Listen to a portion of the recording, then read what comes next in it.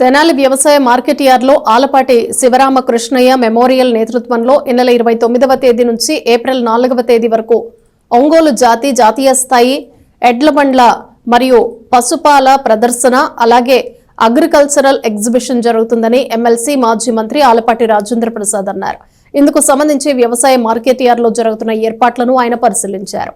Telugu Desam party ఆవిర్భావం రోజును పురస్కరించుకుని ఈ నెల 29వ తేదీన స్వర్గీయ ఆలపాటి శివరామకృష్ణయ్య మెమోరియల్ ఆధ్వర్యంలో స్థానిక వ్యవసాయ మార్కెట్ యార్డ్లో ఒంగోలు జాతీయ స్థాయి ఎడ్లబల మరియు పశుపాల ప్రదర్శన జరుగుతుందని ఎమ్మెల్సీ మాజీ మంత్రి ఆలపాటి రాజేంద్ర ప్రసాద్ అన్నారు. తెనాలి వ్యవసాయ మార్కెట్ యార్డ్లో జరుగుతున్న ఏర్పాట్లను పరిశీలించిన ఆయన మీడియాతో మాట్లాడుతూ తెనాలి ప్రాంతంలో 7 సార్లు వరుసగా ఎడ్లబల పశుపాల ప్రదర్శన నిర్వహించడం జరిగిందని ఆయన తెలియజేశారు. ఈసారి ఎడ్లబల ప్రదర్శనతో పాటు అగ్రికల్చర్ ఎగ్జిబిషన్ కూడా నిర్వహిస్తున్నట్లు తెలిపారు. అధునాతన సాంకేతిక పరిజ్ఞానం రైతులకు అందించే దిశగాను వ్యవసాయం లాభసాటిగా చేసే విధానం తెలుసుకునేందుకు వ్యవసాయ తరగతులు వంటివి నిర్వహిస్తున్నట్లు ఎమ్మెల్సీ తెలిపారు.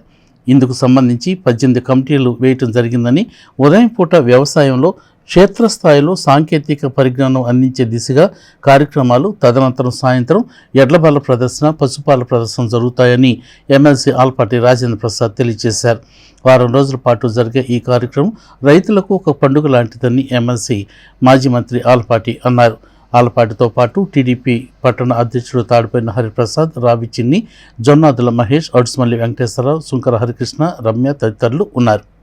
ఈ నెల 29వ తారీఖు మార్చి 2025న తెలుగుదేశం పార్టీ ఆవిర్భావం రోజున గతంలో దాదాపు 7 సార్లు వరుసగా తెనాలి ప్రాంతంలో జరిపినటువంటి నేపథ్యంలో అదేవిధంగా ఈ సంవత్సరం కూడా కీర్తిశేషులు ఆలపాటి శివరామకృష్ణయ్య గారి మెమోరియల్ ఒంగోలు జాతీయ స్థాయి ఎడ్లబల మరియు పశుపాల ప్రదర్శనతో పాటు పెద్ద ఎత్తున అగ్రికల్చర్ ఎగ్జిబిషన్ కూడా, ఆ ఎగ్జిబిషన్లో ఫ్లోరికల్చర్, హార్టికల్చర్, ఆక్వాకల్చర్, అదేవిధంగా అధునాతిక సాంకేతిక పరిజ్ఞానాలను ఏ రకంగా ఈనాడు వ్యవసాయం లాభసాటిగా ఉండటానికి ఉపయోగిస్తున్నారో వాటికి సంబంధించిన స్టాల్స్ని తెనాలి మార్కెట్ యార్డ్లో